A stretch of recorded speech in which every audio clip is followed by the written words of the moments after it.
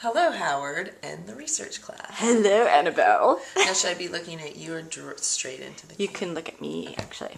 I produced a show on the paratrooper school down at Fort Benning that teaches you how to jump out of planes. And in conjunction with that, we were using a historical Vietnam story that involved the 101st Airborne through this horrible battle called Hamburger Hill. And we ended up using, interviewing three different men from the same platoon who had all experienced this battle sort of side by side. That was definitely one of the more difficult interviews I've done because these men are still to this day so emotional about having gone through this battle. We had very good circumstances in this case where we found them fairly early on in the research process, so I was able to carry on just phone conversations with them pretty regularly. I didn't have a chance to meet with them face to face until we brought them down to Fort Benning. I would have preferred probably to have met with them before that. That would have been helpful, but then we had developed a trust and a relationship over the course of at least 4 weeks time, I want to say. Mm-hmm.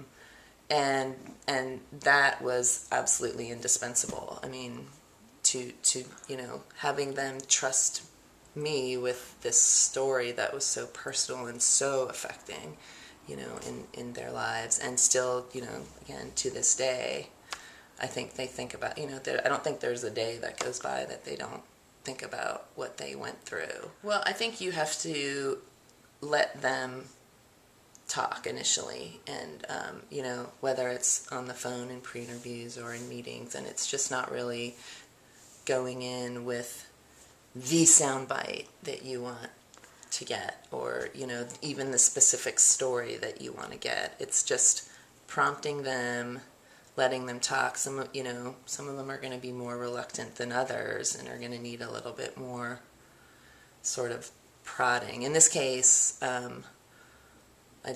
out of the 3 men were very articulate and had sort of processed emotionally what they'd been through, and were able to very clearly talk about it that way on an emotional level. The third was much more about kind of the facts that had happened and was sort of more stoic about it, which was fine. That was his way of telling me his story. But also, and again, this case was somewhat particular. The 3 men that we interviewed were very close friends. So because all 3 of them were there at the same time, I think they felt very safe. In the case of these Vietnam vets, there was one of the gentlemen who was very emotional almost immediately. As soon as we started rolling, he was sort of tearing up and crying. So you sort of, you know when to turn the camera off. You don't.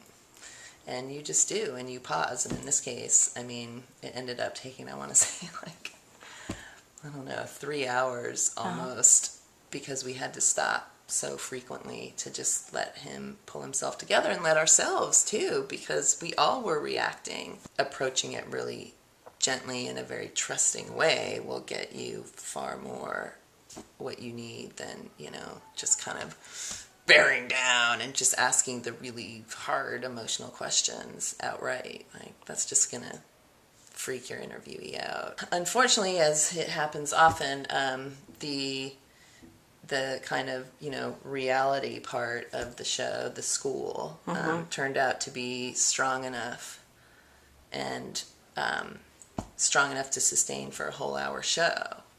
This was a decision that I was very much against, but it was sort of decided by, executive producers that we didn't need the historical angle at all. So, all amazing interviews ended up on the cutting room floor.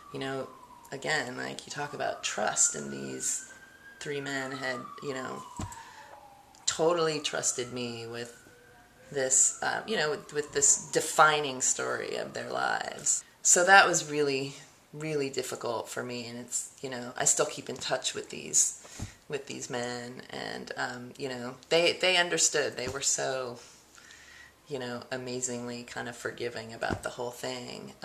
And I wrote 2 or 3 other kind of proposals using for films where we could use these interviews and others, just trying so hard to figure out a way that they could be used, because they were so so good, so strong. Why do you still keep in touch with these guys? You really, you form a bond, going through this, and I think by virtue of the fact that you hold on to this story, to their story, makes you very much a part of their lives. So it's almost like it's coming from them more than like they have a need to keep in touch with me. And I'm very grateful for that, and I respond. We write Christmas cards and occasional emails, but it's been almost 10 years now, and it's a good feeling. It's to know that you've gone through this process together, and you come out of it, and you have this bond now. So what's your responsibility then as a journalist, a storyteller, a producer? Your responsibility ultimately, it's to the story itself. But within that context, you are also responsible, obviously, for, the interviewee.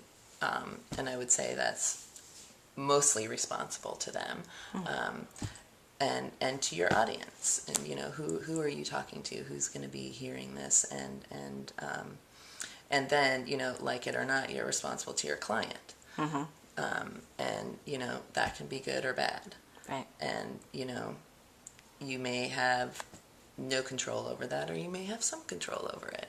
So it's really just it's a very political process, and you have to just try to work it from all angles, and and then ultimately come out with something that you can be proud of, and that you feel your interviewees will be proud of too and happy with.